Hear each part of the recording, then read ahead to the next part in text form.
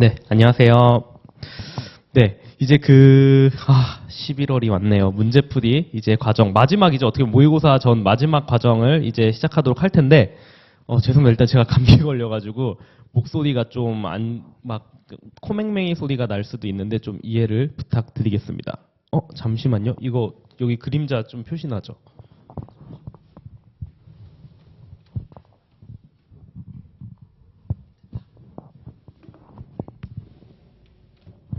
네.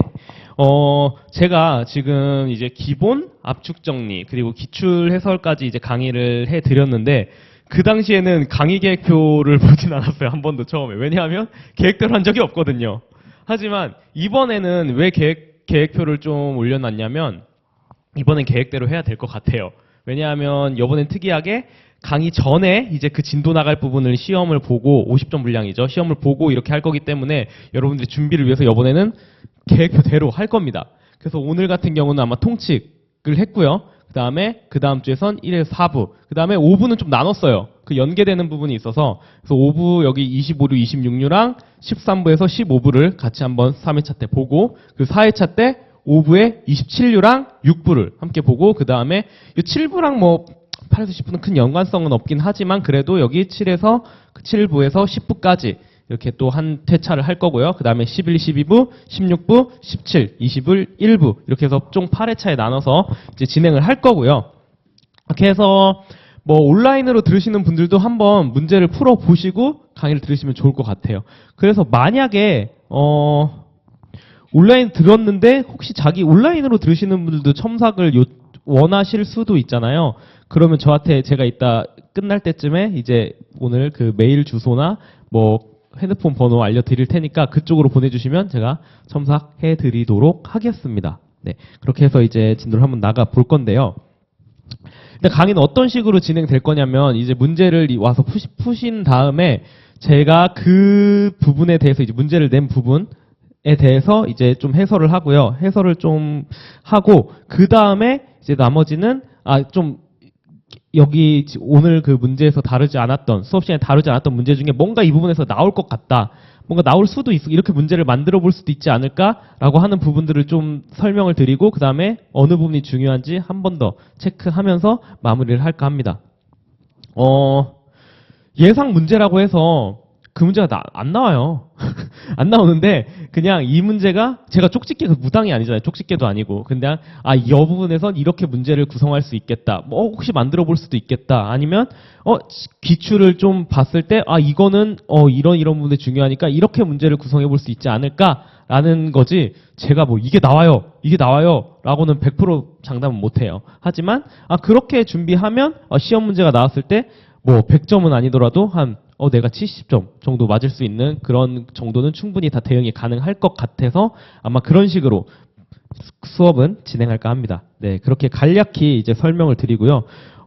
또 마지막 이제 첫 시간이니까 이제 간단히 말씀을 드리면 이제 합격자 발표가 난 지 벌써 거의 약 한 달 좀 안 됐죠. 한 3주 좀 지났는데 이제 그분들은 매우 행복한 시간을 보내실 테고 여러분들은 매우 힘든 시간을 보내고 계시죠. 날씨도 추워져가지고 제가 말씀드렸잖아요. 날씨가 추워지면 이제 공부를 열심히 해야 될 때가 온 거고 이제 어떡하지? 라는 생각이 듭니다. 이제 금방 와요. 벌써 11월이잖아요. 그래서 이제 11, 12가 진짜 어떻게 보면 그냥 마지막이라고 생각하세요. 마지막 시기 그냥. 그래서 모의고사 보기 전까지 제가 처음에 말씀드렸던 게 5월 달에 이제 시작할 때 5월 달에서 12월 달까지는 내가 마지막 다음 연도에 6개월 동안 볼 수 있는 교재를 뭔가 완성하는 시기다. 물론 100% 완성은 아니에요. 왜냐하면 모의고사 보면서 자기가 안 봤던 부분들이 충분히 나올 수 있거든요. 그렇게 해서 이제 그런 부분들은 좀 추가로 끼워 넣는 식으로 하는 거지. 어쨌든 한 8, 90% 이상은 내가 볼 이제 그 자료가 완성돼야 되는 겁니다. 12월까지는. 그래서 이제 1월부터는 그것만 주구장창 보는 거죠. 주구장창 보는 건데 제가 방금 말씀드렸다시피 1월달 모의고사부터는 뭔가 마이너하다고 생각할 수 있는 부분들이 나오죠. 내가 진짜 심지어 저 새끼가 그거 버리라고 했는데 왜 모의고사에 냈어? 약간 이렇게 생각할 정도로. 왜냐하면 저는 이렇게 생각해요. 강사들도 보험 들어놔야죠. 면피해야죠. 이거 내가 다뤘던 거다 라는 식으로. 왜냐면 문제는 어디서 나올지는 모르니까 그렇게 해서 하는데 그런 부분들에서 너무 매몰되면 안 된다는 거 말씀드릴게요. 다시 한번 말씀드리면 100점 맞는 시험 아니에요. 특히 관세율표 이번에 아마 합격세 분들 중에 관세평가랑 그 HS는 40점대도 되게 많을 거예요. 그리고 저 같은 경우는 저 합격할 때 무역실무가 약간 이상하게 나가지고 저 무역실무 41.5점 나왔거든요. 2018년에 41.5를 맞았는데도 점수가 그렇게 나왔잖아요. 어쨌든 결론적으로는 100점 맞는 시험이 아니다. 그러니까 너무 마이너한 부분에 몰입할 필요 없다는 거를 계속 강조 드리는 거예요, 계속. 그러니까 그렇게 어쨌든 나는 평균 이상만 맞출 수 있을 정도로 준비하면 됩니다. 네. 그렇게 하면 한 과목에 그렇게 집중 투자하면 다른 과목이 소홀하게 돼요. 우리는 지금 몇 과목이에요, 지금? 4과목에다가 FTA 아니죠. 환급특례법, 대외, 외환. 7과목이죠, 7과목. 맞나? 7과목이죠. 그거 다 못해요. 특히 동차까지 하면 더더욱이. 그렇게 해서 어쨌든 최대한 기본은 다 가져가되 플러스 되는 부분들은 좀 그 나중에 추가하는 방식으로 공부를 하시면 됩니다. 네, 그렇게 해서 일단 간략하게 말씀은 드리고요. 이제 오늘 본격적으로 한번 나가 볼게요. 일단 통칙에서 제가 50점 문제를 한번 50점 분량으로 구성을 해봤습니다. 그렇게 해서 일단 통칙 3호와 관련해서 30점, 그리고 2호와 관련해서 20점을 구성을 해봤고요. 이 문제에서 보시면 이렇게 통칙 3호 가목, 나목, 다목을 그냥 쭈루룩 썼습니다. 솔직히 다목은 뭐 중요하지도 않아요. 중요하지도 않은데 그냥 혹시 어쨌든 해서 그냥 1점짜리 1점 분량으로 하나 했고, 중요한 건 물음 1과 물음 2죠. 물음 1과 물음 2입니다. 그래서 일단 통칙 3호 가목을 기술을 하고, 그 다음에 목차 그대로 가면 돼요. 일단 답안 기술할 때는. 그 다음에 구체적으로 표현된 호의 결정, 그리고 관련 사례 3가지를 HS 해설서에 근거하여 기술하시오 라고 했어요. 문제에서. 다른 사례 필요 없어요. 해설서에 나온 사례를 쓰라는 거예요. 그 말이 많죠. 해설서를 도대체 어디까지 봐야 되냐, 이걸 다 다뤄야 되냐 하는데, 적어도 통칙은 이 해설서 내용을 다 어느 정도는 알고 있어야 돼요. 통칙만은. 딴 건 몰라도 통칙은. 그래서 이건 충분히 다 지금까지 기출도 쭉 많이 나왔던 부분들이고 해서 하니까, 그래서 통칙만은 그래도 해설서까지 거의 그 법령에 맞게 똑같이 거의 비중을 같이 둬서 외우시는 걸 다시 한번 강조 드리는 거고요. 그 다음에 물음 2번은 통칙 3호 나목, 본질적 특성이죠.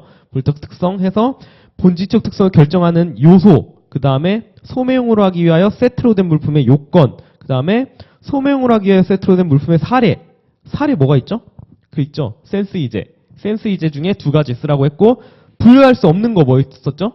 없는 거. 통주커 중에 2가지입니다. 그리고 분류할 수 없는 이유는 딱히 나와 있진 않아요. 막 뭐라고 이러해서 분류할 수 없어 라는 말은 없어요. 하지만 그 소매용으로 하기 위한 조건 중에 뭔가 하나를 충족하지 못했으니까 얘는 안 되는 거죠. 그쵸? 어떤 특정의 요구를 행하기 위한 그런 요구를 충족시키기 위해서 그렇게 상호하고 그렇게 된 게 아니기 때문에 이제 얘는 안 됐던 거였어요. 그래서 어쨌든 그건 이따 답안에서 한번 보시고, 그 다음에 통칙 3호 다목. 보면 어렵지 않죠? 이거 다 쓸 수 있을 것 같죠? 이렇게 문제 나오면 다 써야 돼요. 이거는 제가 봤을 때 한 28점 이상은 가져가야 돼요. 문제가 만약에 이렇게 나왔으면. 이거 통칙에서 제가 지금 여기 문제 예를 들어서 다른 부분하고 지금 결합시킨 거 있어요? 지금 여기 50점 중에? 없어요. 제가 이따가 제가 마지막 시간에 그 예상 문제를 좀 말할 때, 지금 다른 유와 연계해서 이렇게도 나올 수 있을 것 같다고 설명을 드릴 거예요. 그렇게 안 나왔잖아요. 그렇게 안 나왔기 때문에 이 정도로 나왔으면 여기서는 진짜 최소 25점 이상, 27점, 25점. 그래. 100번 양보해서 25점 이상 가져가야 되는 문제예요. 쉬운 문제예요. 쉬운 문제. 그 다음에 문제 2번. 통식 2호. 통식 2호와 관련해서 이제 또 문제를 냈습니다. 통식 2호 기술하면 돼요. 가목과 나목이죠. 그래서 나목 기술하고 미안정, 불완성, 그 다음에 있죠.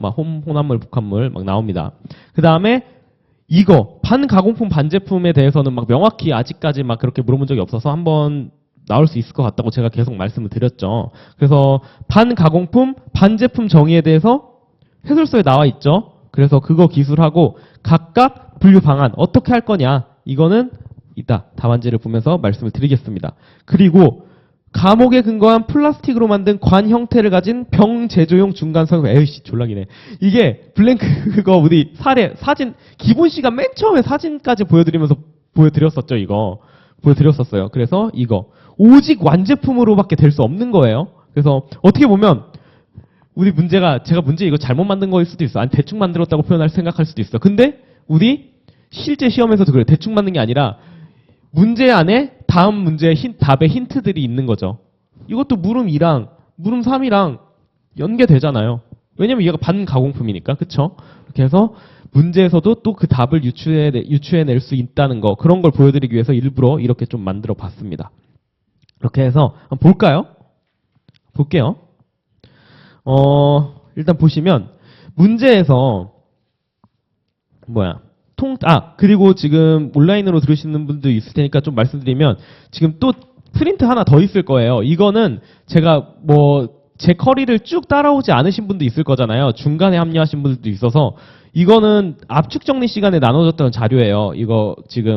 그래서 이것도 그냥 한번 좀 추가로 공부할 때 보시면 도움 되실 것 같아서 지금 보여드리는 거고, 혹시 제가 암기식 그 파일도 있긴 한데 그건 이미 일부러 안 넣은 게 이미 지금쯤이면은 뭔가 자기들이 만들었을 것 같아서 좀 따로 안 넣었는데, 혹시 그게 필요하시면 저한테 따로 연락 주세요. 제가 메일로라든가 보내드릴 테니까. 그래서 대단한 비밀이 있는 건 아니에요. 그냥 앞글자 쭉 정리해 놓은 거긴 해요. 네, 그렇게 해서 하시면 됩니다. 한번 볼게요. 문제에서 통칙 일단 3호에 대해서 다음 물음에 답하시오 했죠. 그러면은 일단 이렇게 문제가 나오면 솔직히 그냥 목차를 여기부터 잡아도 돼요. 그냥 여기부터 이거 안 써도 된다고요. 안 써도 돼요. 원칙이 아니라 안 써도 돼요. 문제에서 안 물어봤잖아요. 근데 제가 항상 말씀드리는 게 통칙 2호에 대해서 물어보거나 통칙 3호에 대해서 물어보면 그 앞에 두 줄을 좀 써주고 해주는 게 더 좋다라고 말씀드려요. 이걸 그러니까 어떻게 보면 봐봐요. 물음에서 통칙 3호 감옥을 기술하라고 했고 물음 2에서는 통칙 3호 남옥을 기술하라고 했습니다. 그렇죠? 하지만 나 그래도 통칙 3호는 어떨 때 적용한다. 이런 걸 그래도 아는 거를 좀 표시해라 라는 측면에서 무조건 통칙에 대해서 문제가 나오면 그 앞에 단 한두 줄을 꼭 써주시라고 말씀을 드렸어요. 그래서 이게 배점이 될지 안 될지 모르겠지만 이렇게 써주고 시작을 하는 겁니다. 직접적으로 물어보진 않았지만, 그쵸? 그렇게 해서 이런 식으로 기술을 하라고 말씀을 드렸었어요. 그래서 통칙을 쓸 때도 만약에 통칙 1호를 기술해야 되는 부분들이 있을 거잖아요. 죄송해요. 혹시 프린트 못 받으셨어요? 답지. 네.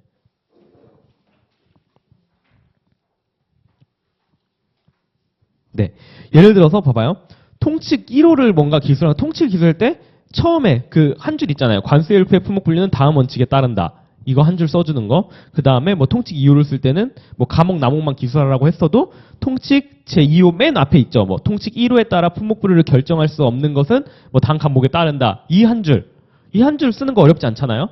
이런 거 이게 얼마나 큰 차이를 만들지 모르겠지만 그래도 이거는 기술을 해주시는 게 좋다. 그럼 통칙 3호도 그 앞에 통칙 2호 남옥이나 그 밖의 다른 이유로 그 줄 있잖아요. 그거를 써주시는 걸 말씀을 드리고요. 그 다음에 통칙 3호 감옥 구체적으로 표현된 호가 일반적으로 표현된 호에 우선한다. 이게 이 가나다 순서대로 적용하는 거죠. 가나다 순서대로입니다. 그래서 통칙 3호 감옥을 기술하라고 했어. 그럼 기술하면 돼요. 그래서 통칙은 웬만하면 거의 문구 그대로 외우시라고 말씀을 드렸어요. 그래서 쭉쭉쭉쭉쭉 외우시면 됩니다. 그래서 이거에 대해서는 구체적으로 내용은 설명은 안 드릴게요. 그래서 구체적으로 표현된 후가 일반적으로 표현된 후에 우선한다. 이거고, 이제 설명들이 해설서에 나와 있죠. 그쵸? 그렇게 해서, 그리고 여기 보시면 여기 이거 규정이 되게 쓰기가 어렵다고 말씀드렸잖아요. 그래서 내용 이해하실 때 여기 보시면 그중 하나의 호가 다른 호보다 그 물품에 대해 더 완전하게 상세하게 표현하고 있다 할지라도 각각의 호를 그 물품에 대해 동일하게 구체적으로 표현되는 호를 숨차죠. 이 부분 진짜 마지막으로 예시 들어줄게요. 마지막 컨베이어 벨트 있잖아요. 컨베이어 벨트. 예를 들어서 플라스틱 50%, 고무 50% 들어갔어요. 근데 플라스틱은 플라스틱으로 만든 컨베이어 벨트라고 표현되어 있지 않죠. 그쵸? 근데 고무는 컨베이어 벨트 있죠. 그럼 뭐가 더 상세하게 표현했어요? 고무가 더 상세하게 표현했죠. 하지만 걔는 고무는 그 고무 각각 그 고무에 대해서만 상세하게 표현한 거지 전체를 상세하게 표현한 게 아니잖아요. 그렇기 때문에 각각의 호를 그냥 그 동일하게 한 거기 때문에 얘는 구체적으로 표현된 호로 결정할 수 없어요. 걔네는 50% 50%니까. 그러면 본질적 특성을 따지겠죠. 그럼 통칙 2호 남옥 가볼까요? 그 고무랑 플라스틱으로 된 벨트 50% 50%예요. 남옥 적용할 수 있을까요? 뭐 모르겠어요. 본질적 특성 잘 모르겠어요. 어쨌든 없을 것 같아요. 50% 50%니까. 그러니까 그냥 다목으로 가서 고무가 뒤쪽에 있죠. 40료죠. 그래서 40료로 간다. 그 예시는 각 커리마다 설명을 드렸어요. 그래서 이게 그 말이 나는 거죠. 결론적으로 고무가 더 상세하게 표현하고 있잖아요. 플라스틱은 그냥 기타 제품 쪽으로 가는데 고무는 고무 컨베이어 벨팅이 딱 명확히 특게돼 있잖아요. 걔가 더 상세하게 표현하고 있어요. 하지만 걔는 물품 전체에 대해서 상세하게 표현하고 있는 게 아니라 각각 거기에 대해서만, 고무로 된 그 부분에 대해서만 상세하게 표현하고 있는 거죠. 그쵸? 그렇기 때문에 그 부분이라는 거. 그래서 이제 여기 문제에서 과목을 기술해요. 그럼 이건 다 기술할 수 있어요. 기술하는 건 어렵지 않을 거예요. 그쵸? 그럼 이제 문제에서 가장 구체적으로 표현된 호의 결정, 관련 사례 3가지를 해설서에 근거해서 기술하래요. 해설서에 나온 거 쓰면 돼요. 근데 호의 결정, 여기 보세요. 분류상의 제1의 방법은 그 물품에 대하여 가장 구체적으로 표현한 호가 이것보다 더 일반적으로 표현한 호에 우선하도록 규정하고 있는 통칙 3호 과목의 규정. 길어. 이거 제가 그냥 쓴 건데 실질적으로 이렇게 쓸 수 있겠어요? 이건 주규정도 아니잖아요. 이거 그냥 나눠서 그냥 이거 요약해서 써도 돼요. 이런 것들은 그냥 예를 들어서 가장 구체적으로 표현된 호의 결정, 목천 잡았죠. 문제에서 만든 게 이거니까. 그 다음에 그냥 그 물품에 대하여 가장 구체적으로 표현한 호가 일반적으로 표현하기 우선하도록 규정하고 있다. 그냥 이 정도. 그리고 이거 굳이 안 써도 돼요. 이거 왜냐면 주규정하고 거의 겹치는 내용이에요. 해설서 내용들이 보면 주규정하고 겹치는 내용들이 많잖아요. 겹치는 건 굳이 쓰칠 필요는 없습니다. 그래서 이제 여기는 솔직히 저는 이게 모범 답안이라고 해서 만든 거니까 이 해설서 내용 그대로 가져온 건데 이건 여기는 저라면 안 썼을 것 같아요. 저라면 여기부터 썼을 것 같아요. 그래서 여기 보시면 엄밀한 여기서 저는 이렇게 구체적으로 표현된 호를 결정하는 것이 엄밀한 규정을 설정한 것은 곤란한 일이나 여기서부터 일반적으로 다음에 따라 정할 수 있다. 해서 물품명으로 열거하는 것이 종류보다 더 한정적 의미를 지니고 있다. 이거는 쓰는 거죠. 그리고 아니면 이거는 이렇게 써도 될 것 같아요. 물품명으로 열거하는 것이 종류로 열거하는 것보다 더 구체적으로 표현하는 것이다. 이렇게 뭐 바꿔서 써도 되죠. 어쨌든 여기서의 핵심은 물품명이 종류보다 더 구체적이다는 거. 그 다음에 여기 두 번째. 어느 품명이 그 물품을 더 분명히 표현하고 있는 경우 그 품명 불완전하게 표시하고 있는 품명보다 더욱 구체적이다. 뭔가 아까 그거나 마찬가지죠. 아까 플라스틱은 플라스틱용 그냥 기타 제품 쪽으로까지 따로 표현한 거 있는 거 없잖아요. 하지만 아까 그 고무는 고무용 컨베이어 벨트. 근데 하지만 걔네는 좀 상황이 다르죠. 전체에 대해서가 아니라 각각 재료에 대해서만 동일하게 구체적으로 표현하고 있으니까 여기서 결론적으로는 여기서는 핵심은 두 개가 있죠. 물품명이 종류보다 더 구체적이다. 그 다음에 좀 더 분명히 표현하고 있는 게 불완전하게 표시하고 있는 것보다 구체적이다. 아이고, 죄송해요.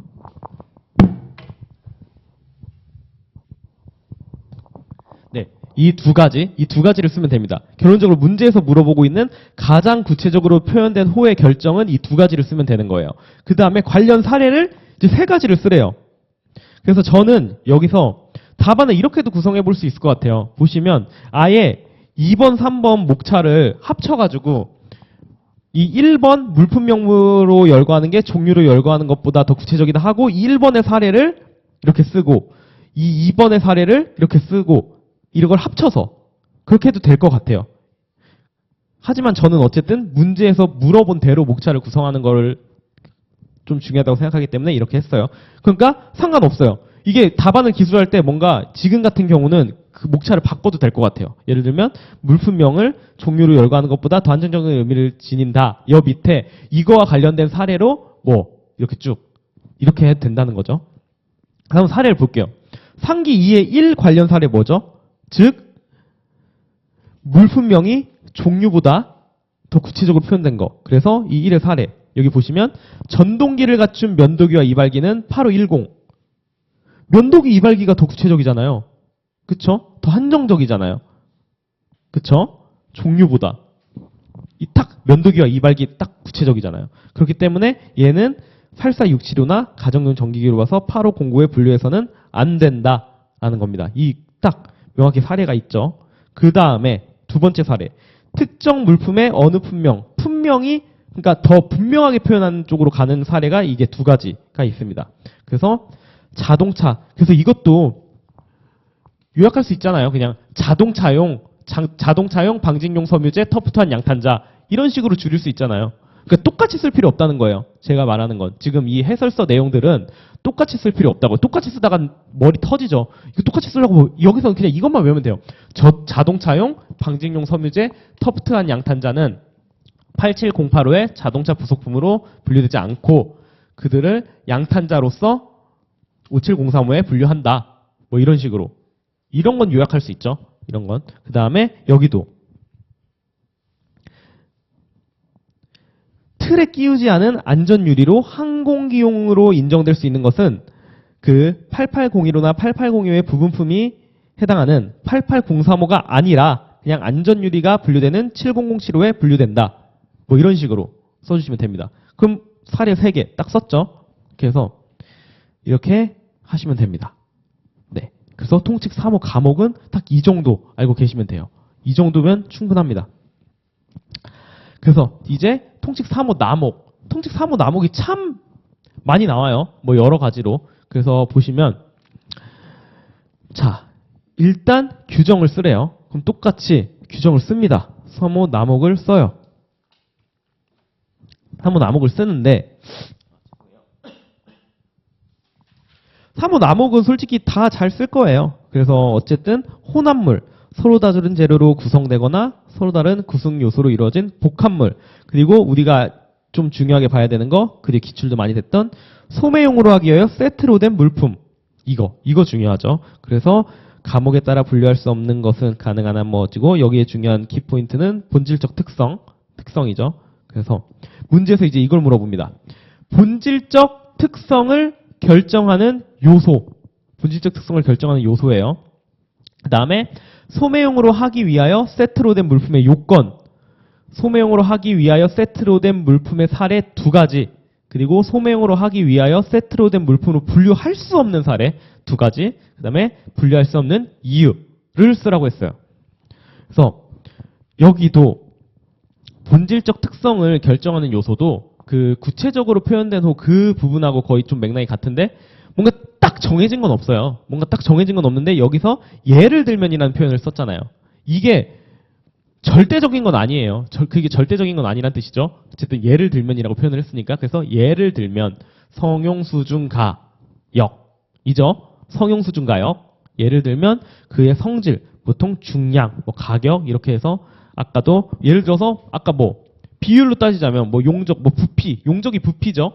부피가 더 큰 거가 더 본질적 특성을 지니고 있다고 보는 거죠. 이런 것들. 그래서 수량이 더 많은 거, 중량이 더 크게 나가는 거, 비율이 더 높은 거. 아까도 예를 들어서 만약에 50대 50이라고 했는데 만약에 플라스틱이랑 고무가 뭐 예를 들어서 플라스틱이 한 70%, 고무가 한 30% 이러면 이거는 좀 플라스틱의 본질적 특성이 있는 거 아닌가? 라고 판단할 수 있는 거죠. 그렇게 해서 이거는 물품의 종류에 따라 달리한다는 거예요. 물품의 종류에 따라 달리한다.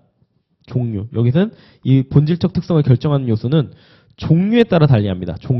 종류에 따라 달리하고 그래서 그 예를 들면이 그 재료나 구성 요소의 성, 용, 수, 중, 가, 역이 되겠죠. 네. 이렇게 해서 결정된다는 거죠. 이 본질적 특성이라는 게 참 많이 나와요. 그쵸? 그래서 아주 그지 같죠, 이게. 그래서 막 실제 실무에서도 사례에서 이게 과연 어디에 본질적 특성이 있냐.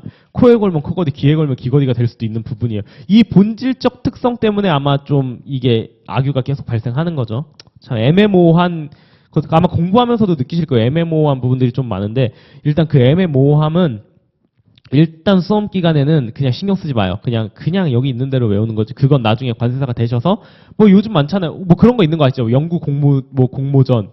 뭐 이런 거 가서 본인이 연구하시고 아니면 더 공부하시면 됩니다.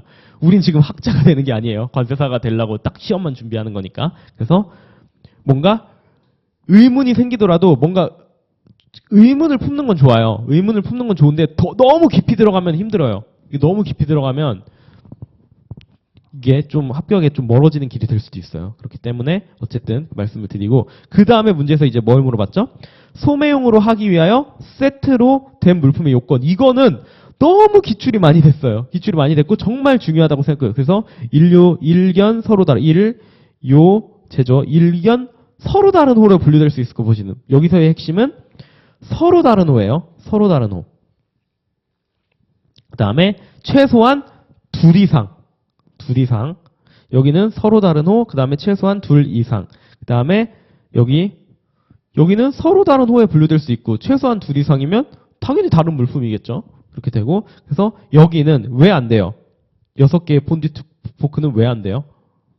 서로 다른 호에 분류될 수 있을 것으로 보이지 않잖아요. 서로 다른 물품도 아니에요. 그쵸? 이 요건을 충족하지 못하죠. 이 포크 세트는. 그렇습니다.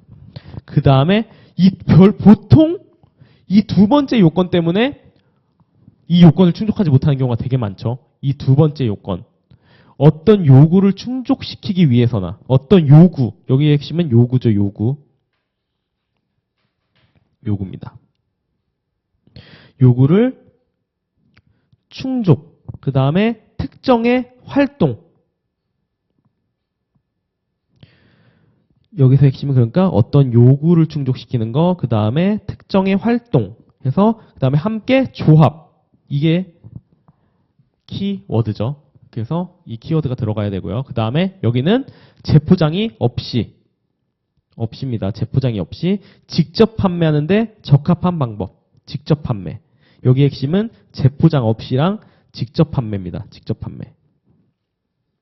재포장 없이랑 직접 판매. 그래서 적합한 방법으로 조합한 거. 그래서 이건 여기는 얘를 오히려 외우시는 것도 좋아요. 얘 상자나 케이스 속이나 판 위에 등 이렇게 해서 좀 보시면 됩니다. 이렇게 해서 소매용으로 하기 위해 세트로 된 물품의 요건은 모두가 다 열심히 공부하실 거예요. 그래서 이거는 모를 수가 없을 거고, 그래서 여기서 이제 소매용으로 하기 위해 세트로 된 물품의 사례가 이제 나옵니다. 그래서 지금 여기는 답안지에는 2가지만 써 있고 세트로 문제에서 2가지만 쓰라고 했으니까요. 근데 우리 여기 이거 제가 그 수업 시간에도 설명드렸고 교재는 당연히 있겠죠. 해설서 내용이 다 들어가 있으니까 여기도 보시면 프린트 그 2번째 장 보시면 그 2번째 장에 그 네모 표 안에 있어요. 센스 이제에서 똑같은 내용입니다. 여기서 2가지만 선택하는 거예요. 근데 이게 순서가 어떻게 된다고 했죠? 이게 해설서를 그대로 가져온 거라서 센스가 A, B가 되는 거고, 그리고 밑으로 쭉 내려와서 이제가 이제 이발기죠. 이가 2발기인데 2번. 그 다음에 3번이 제도용 키트. 그쵸? 제도용 키트입니다. 그래서 보시면 만약에 내가 여기서 2개를 선택하는 외우기 쉬운 걸 선택하라고 했어요. 만약 4개 다 쓰라고 하는 문제는 안 나올 거예요. 그래서 어쨌든 나올 수도 있겠지만, 그래서 여기선 제가 봤을 땐 뭔가 재료들의 그러니까 뭐라고 해요? 이 세트를 구성하는 물품이 적은 거를 외우는 게 좋은 것 같아요. 그 호들 때문에. 그래서 여기 보시면 여기도 빵 사이에 쇠고기를 넣은 샌드위치, 치즈를 넣은 그냥 쇠고기 샌드위치 1602 이렇게 써도 돼요. 네. 그다음에 포테이토 칩, 프렌치 프라이까지 쓸 필요 없습니다. 그냥 더 쓰면 무조건 쓰면 좋아요. 다시 한번 말씀드리면 쓰면 무조건 좋아요. 하지만 현실적으로 말씀드리는 거예요. 이거 다 못 외우니까 그냥 쇠고기 샌드위치, 그래서 뭐 1602, 그 다음에 포테이토 칩 2004를 같이 포장한 세트, 그래서 1602 이게 사례 하나죠. 그쵸? 그 다음에 여기는 뭐 이렇게 길게 써놨어요. 그쵸? 그냥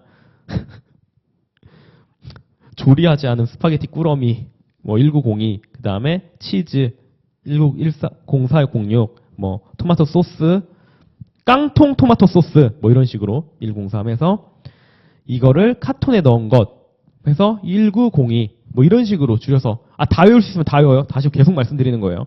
그 다음에 그러나 여긴 일단 논외로 치고 뒤로 넘어가면 또 이제 지금 소매용을 하기 위해 세트로 된 물품의 사례 보고 있는 거예요. 그 다음에 한 쌍의 전기식 이발기, 빗, 한 쌍의 가위, 브러쉬, 직물재 타월로 구성되어 있고 가죽재 케이스에 넣은 이발용 세트. 와, 이거는 좀 외우기 힘들겠죠. 힘들기 외우겠죠. 오히려 이런 거를 더 외우기 쉬워할 수도 있어요. 각각 품목이니까. 아니면 뭐 이렇게 하면 되죠.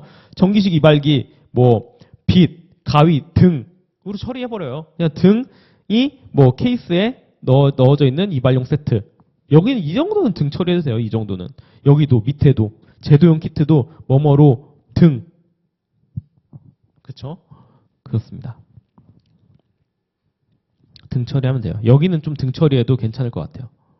하지만 다 쓴 사람보단 점수를 덜 갈 수도 있겠죠. 그래서 봐주시면 되고. 그래서 소매용을 하기 위해 세트를 된 물품의 사례 두 가지를 이렇게 딱 씁니다. 그쵸? 그 다음에 문제에서 이제 뭐 물어봤죠? 잠시만요. 이제 분류할 수 없는 사례를 물어봤습니다. 분류할 수 없는 사례 두 가지 쓰래요. 통주커 중에 두 가지 쓰면 되는 거예요. 통주커 중에 두 가지 쓰면 되는 건데 통주커는 하나 더 이거는 통주커는 그냥 쓰면 돼요. 당연히 지금 다 그냥 쓰면 되는 문제들인데 보시면 여기도 새우통조림, 빠뜨드파. 아이씨. 빠뜨드파 혹시 못 쓸 것 같으면 그냥 쓰지 마요. 그냥 어쨌든 새우통조림, 뭐 치즈통조림, 뭐 베이컨통조림, 소시지통조림 뭐 이런 식으로 써주시고 그 다음에 이건 그냥 써도 되겠다. 22085의 직류주 한 병과 22045의 포도주 한 병으로 된 세트. 이거는 쓸 수 있겠죠. 이거는 쓸 수 있겠어요. 그 다음에 마지막이 그 밑에입니다. 예를 들어 그 뒷부분에 커피. 용해성 커피, 도자재 컵, 도자재 받침, 반지재 박스에 소명으로 포장. 이거는 많이 우리 마트 같은 데서 많이 팔잖아요. 그쵸? 그렇게 해서 소명으로 함께 포장된 것은 각각 분류해야 된다. 근데 저는 솔직히 이게 뭐 예시에 이렇게 나와 있지만 이거는 좀 약간 이 커피를 제조해서 마시는 두 번째 그 충족을 해당되지 않을까요? 그러니까 저 혼자 개인적인 생각이에요. 저 혼자 그냥 이런 의문을 가지면 수험기간 오래 한다는 거죠. 그렇죠?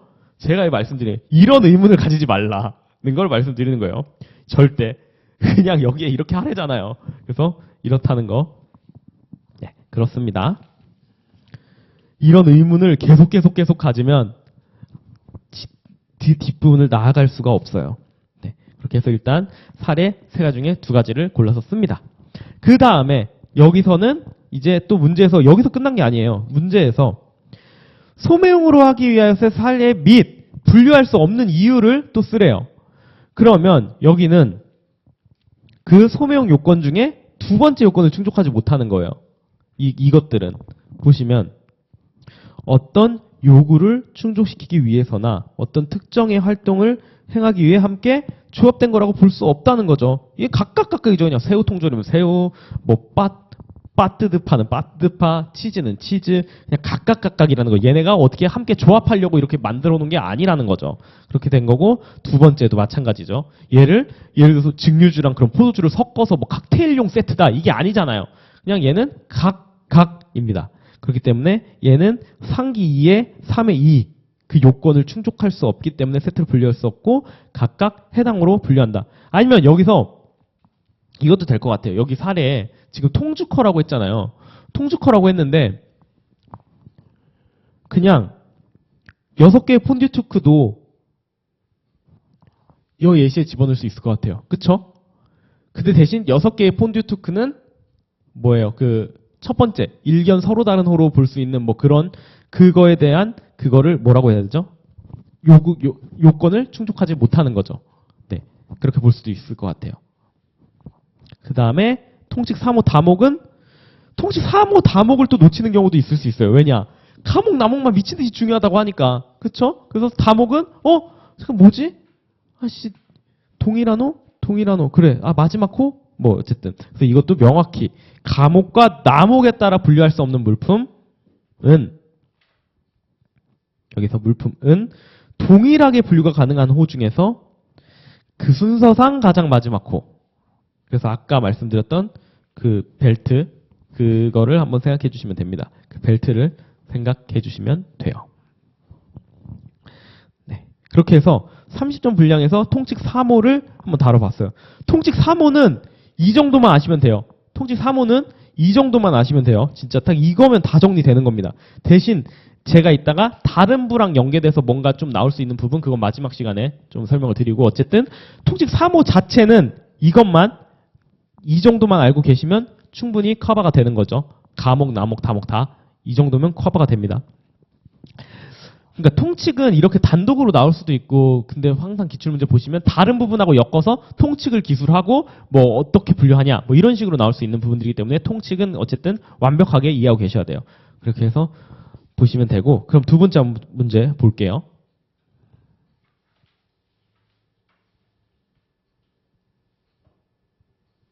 좀 쉬었다 할까요? 벌써 40분 지났네. 생각보다 시간이 빨리 가는데요. 잠깐만, 어떻게 할까요? 한 번 더 할까요? 아니면 좀 쉬었다 할래요? 선택권을 드릴게요.